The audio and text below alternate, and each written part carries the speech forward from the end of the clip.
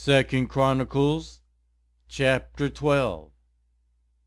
After Rehoboam's position as king was established and he had become strong, he and all Israel with him abandoned the law of the Lord. Because they had been unfaithful to the Lord, Shishak king of Egypt attacked Jerusalem in the 5th year of King Rehoboam. With 1,200 chariots and 60,000 horsemen, and the innumerable troops of Libyans, Sukkites, and Cushites that came with him from Egypt, he captured the fortified cities of Judah and came as far as Jerusalem. Then the prophet Shemaiah came to Rehoboam and to the leaders of Judah who had assembled in Jerusalem for fear of Shishak. And he said to them, "This is what the Lord says, You have abandoned me, therefore I now abandon you to Shishak." The leaders of Israel and the king humbled themselves and said, "The Lord is just."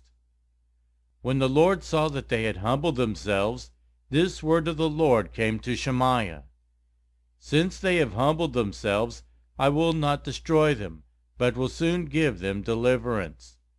My wrath will not be poured out on Jerusalem through Shishak. They will, however, become subject to him, so that they may learn the difference between serving me and serving the kings of other lands." When Shishak king of Egypt attacked Jerusalem, he carried off the treasures of the temple of the Lord and the treasures of the royal palace. He took everything, including the gold shields Solomon had made. So King Rehoboam made bronze shields to replace them, and assigned these to the commanders of the guard on duty at the entrance to the royal palace. Whenever the king went to the Lord's temple, the guards went with him, bearing the shields, and afterward they returned them to the guard room.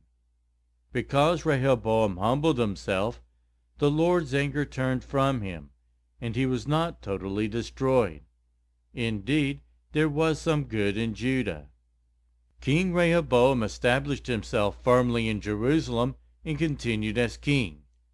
He was 41 years old when he became king, and he reigned 17 years in Jerusalem, the city the Lord had chosen out of all the tribes of Israel in which to put his name. His mother's name was Naamah, and she was an Ammonite.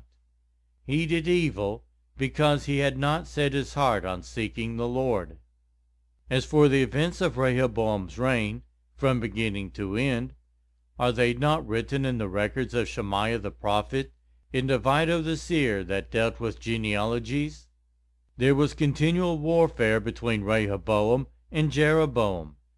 Rehoboam rested with his ancestors and was buried in the city of David, and Abijah his son succeeded him as king.